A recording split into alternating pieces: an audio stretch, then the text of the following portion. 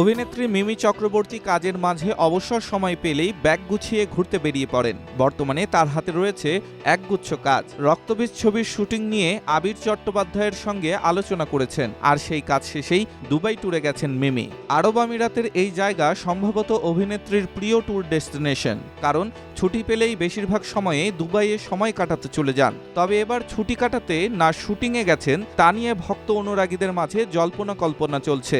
জানা যায় কোনো এক বিজ্ঞাপনের শুটিং করতেই দুবাইতে পাড়ি দিয়েছেন। শুক্রবার সেখান থেকে অনুরাগীদের মাঝে বোল্ড ছবি শেয়ার করেছেন, যেখানে এক আবেদনময়ী রূপে ধরা দিয়েছেন। ছবিতে দেখা যায় মিমি গ্ল্যামারাস ত্বক, টোন্ড অ্যাবস, শর্ট পরে হাসি মুখে ক্যামেরার সামনে পোজ দিয়েছেন। দুবাইয়ে সাইক্লিং করতেও দেখা গেল অভিনেত্রীকে। দুবাইয়ের ঠান্ডা আবহাওয়াতেও উষ্ণতা ছড়াচ্ছেন এ অভিনেত্রী। ছবিতে মিমির টোন্ড অ্যাবস নজর কেড়েছে। ডেস্ক রিপোর্ট, স্টার সংবাদ।